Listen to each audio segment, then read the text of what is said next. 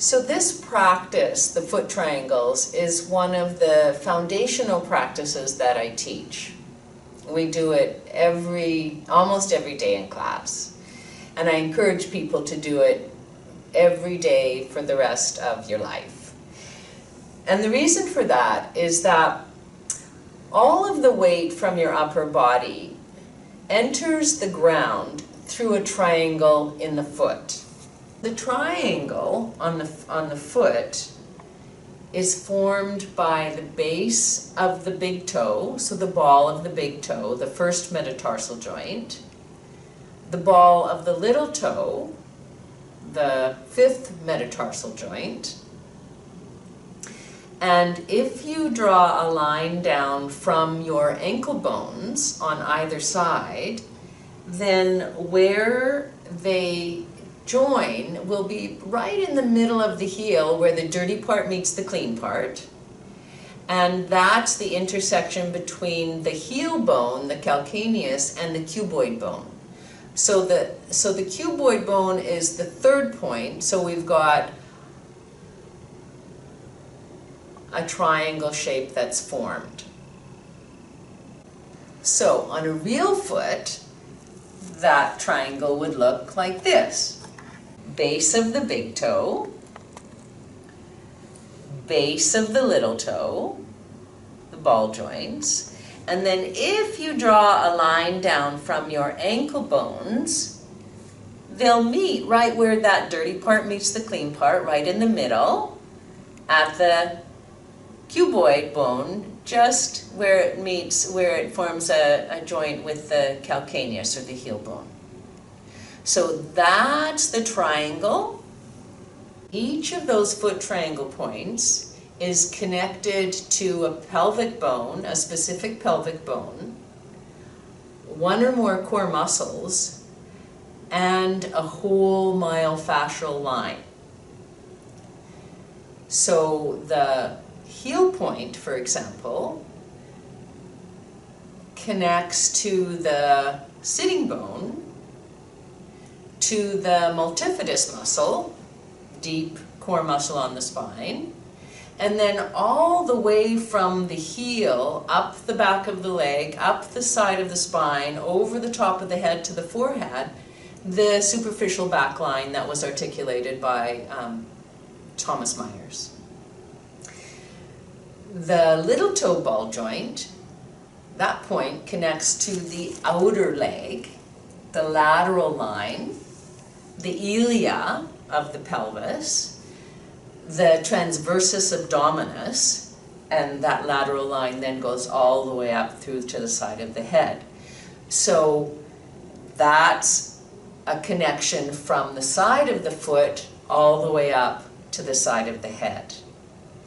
And then the big toe ball joint connects through to our core line.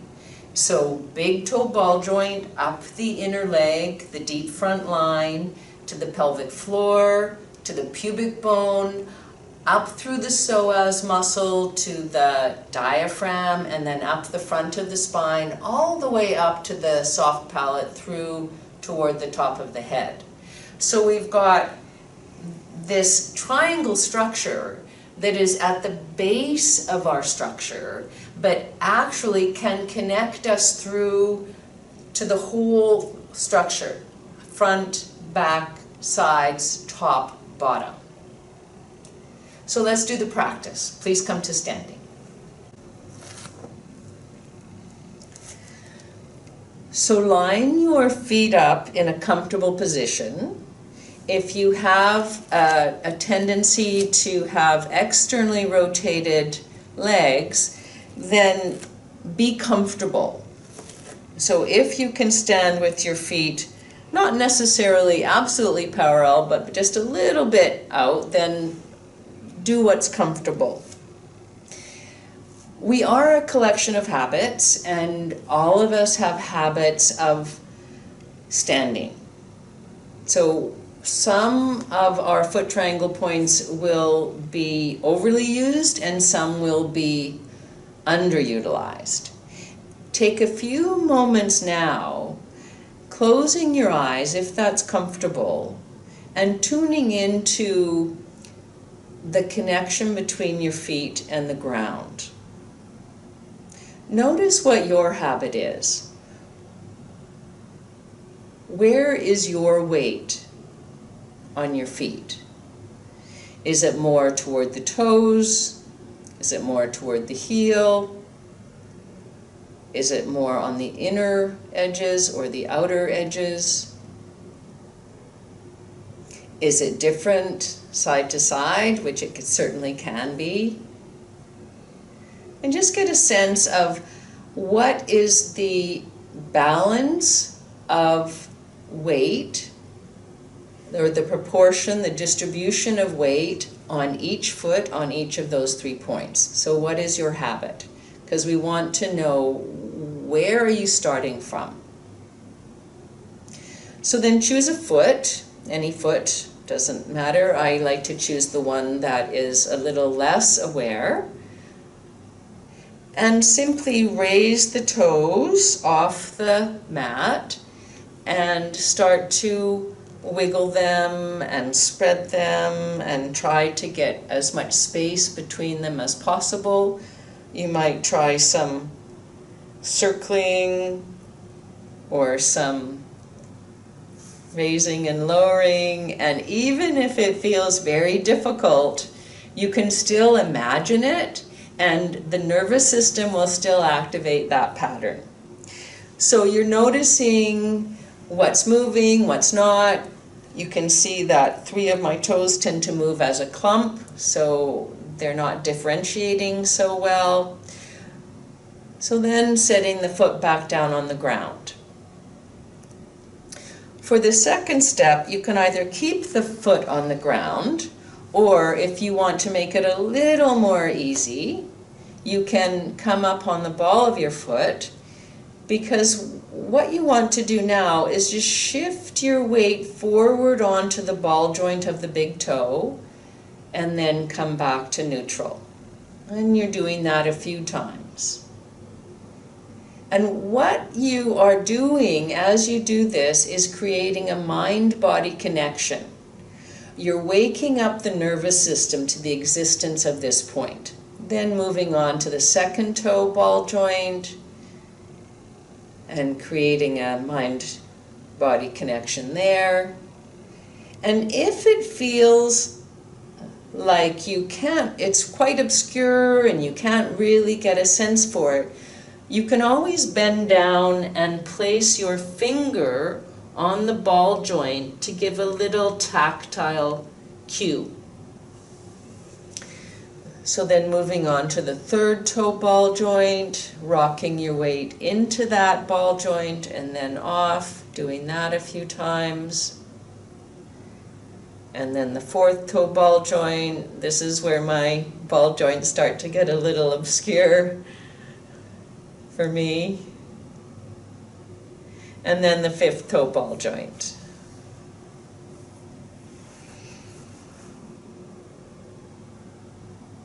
And then set the foot back down and notice whether you have more awareness of those ball joints in your consciousness now. And then lift the inner edge of the foot and anchor the little toe ball joint in the stickiness of the mat. Reach the big toe ball joint across toward the midline and then set it down.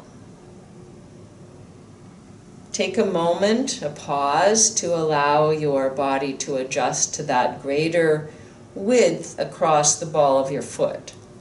Then lift the outer edge, anchor the big toe ball joint, and reach the little toe ball joint as far across to the outside as you can, and then set it down. And take a pause. And do that a couple more times, always taking that pause. So anchoring into the stickiness of the mat, reaching, so one end is fixed, the other end is moving, you're landing and integrating, And when we do that, when we fix one end and move another, we're creating dynamic tension between those two parts, which can make some changes in the fascia. So then letting that go, taking a moment to feel what's going on, and then coming up onto the ball of the foot one more time, anchoring the little toe ball joint into the stickiness of the mat. And keep that ball joint anchored and don't let it pivot as you move the knee just a little bit toward the midline and then back. And doing that a few times, anchoring the little toe and moving the knee toward the inside.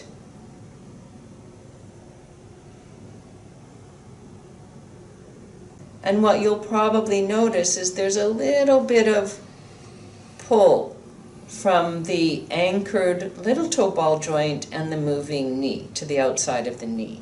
And again, that's a fascial expression. Yeah, the fascia is changing form as you do that. You want to be very gentle here because the knee doesn't love a lot of torsion. So you're just doing a little gentle torsion here. So now change to anchoring through the big toe ball joint. So you're pressing down that joint and that becomes the anchor as you gently move the knee to the outside. Anchoring the big toe and moving the knee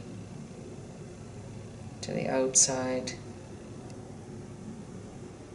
And again, you do not want the big toe ball joint to pivot. So by pivoting, I mean you don't want to do this. You want the ball joint to be fixed and the knee to be moving away from that anchor. And again, you'll probably feel a fascial sensation between the big toe ball joint and the inner knee as you do this movement. Okay, let that stop and then circle the knee around so that you feel the ball joints being massaged. Massaging the ball joints in one direction and then in the other direction. And then with the ball joint still pressed into the ground and the heel off, now anchor the whole metatarsal arch, all of the ball joints, which now become your anchor, and reach the heel point back and down and keep that dynamic tension all the way down, creating a longitudinal movement through the fascia. Pause and let that integrate. And then lift the ball joints off the stickiness of the mat and reach them forward away from the fixed heel point and then set them down. And again, allow a pause and a chance to integrate.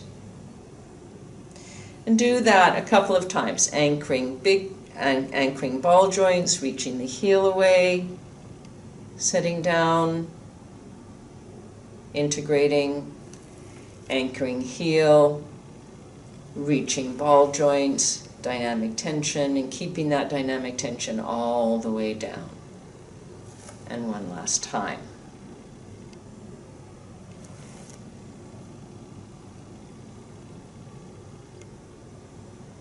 And then give that foot a little shake. Come back to Tadasana. And notice the difference between the two sides. Not just in the feet, but all the way up the body. You may notice that there's quite a big difference between the sides. So take your time as you stand there and feel the difference between the two sides. Give the nervous system a chance to differentiate what's going on sensation-wise from the right to the left. So this foot triangle work, as I said, is very foundational. And I encourage you to do it daily, because what it can do is balance all of the tissue around your leg, but also through the whole body. So you may find that you're standing a little differently. It's a good way to check in with whether you're in your habit, which is often a dysfunctional habit of overusing or underusing particular points. And as you start to use the concept of balancing your weight over the 2 foot triangles, then your nervous system will start making that your habit, and you'll be able to tell when you're in and when you're out. And what you'll probably start finding is that it's not only a physical difference. Not only can you feel more aligned, some people feel less pain, some people feel stronger, but when you are in your physical foot triangles, in your stability, then that has a spillover effect into the other parts of you. So you may start to feel more emotionally stable, you may start to feel more mentally stable. So we know that in the koshas, the different layers of ourself, that what we do on one level affects all the levels. So here's a very simple practice you can do standing in line at the bank, you can do it in your shoes, and it can make a really big difference, not only to your physical well-being, but also to your emotional and your mental well-being.